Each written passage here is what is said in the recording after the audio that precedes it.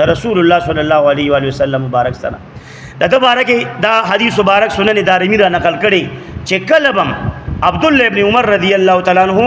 ذکر کو د رسول الله صلی الله علیه و وسلم مبارک چې دا ذکر وکاو ما سمعت ابن عمر رضی الله عنهما یذکر النبي قط الا بکا کله به چې د رسول الله مبارک ذکر د کو نو دی په چغو چغو په جاړه شو عبد الله ابن عمر رضی الله تعالی عنہ اسی یا محمد اچغه نه والا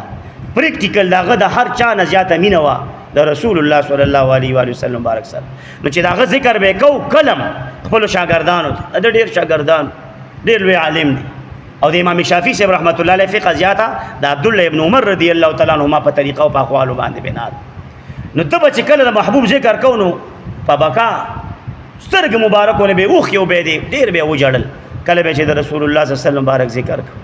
او دا طریقه و د صحابه کرام مبارکان یوازې د نو د ډیرو صحابه دا طریقه نو دا زمونږ هغه کیفیت شته موږ چې د رسول الله صلی الله علیه و سلم تاسو صفات اورئ هغه شان اورئ هغه مقام هغه معجزه نو تاسو د سترګو نه وښ کلاړه نو چې زموږ استاد سترګو نه وښ کلا نه نو نشته هغه چان مینا صحابه کرام مبارکانو په نقش قدم موږ نه یو روان موږ نه یو روان په هغه لار د عشق او د رسول صلی الله علیه و سلم مبارک باندې نو مینو کې د محبوب علیه الصلاۃ والسلام مبارک سره عشق کې څنګه عشق او مینو کې دا شو کې څنګه چې د صحابه کرام مبارکانو کړي چې په پکور کې د رسول الله مبارک ذکر خیر کو بار میں ذکر خیر کو په جمعات کې د رسول الله مبارک شان بیانو داغه پړوان دی داغه شان بیانو خپل بچو ته د رسول الله صلی الله علیه وسلم مبارک صفات او کمالات بیانول په بازار کې په دې اکثر لاجو د صحابه کرام د کافر سره د رسول الله صلی الله علیه وسلم مبارک شان به بیانو منافقانو سره به په دې لاجو هغه وګوره کنه حضرت عبد الله نوم دا غم دی د عبد الله بن ابي بن سلول رئیس المنافقین زوی دی خو کلک مسلمان عاشق رسول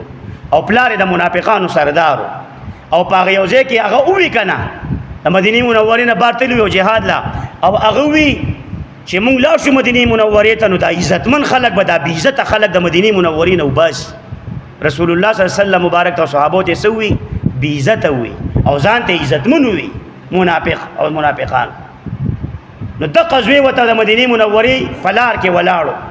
چې کله واپسی و تورې رو با سره په خپل پلار پسی او وی سر دې په دې تور وام پلاره زه خبر شوم چې تا رسول الله صلی الله علیه و وسلم او صحابه ته بی عزت ویلي دي چې دا بی عزت خلق دي وایا شابه چې زه بی عزت مو زما ملګری بی عزت دي او عزتمن رسول الله دا ملګری پلار ته تور دی ولې دغه شا دته عشق رسول وی دته حب رسول وی دته مين وی د رسول الله صلی الله علیه وسلم یو خپلار دی سردار دی د مدینه منوره بل خو رسول الله صلی الله علیه وسلم مبارک سردار دی د فقراو او د مسکینانو وی شابه وای چې ذلیل او زما ملګری ذلیلا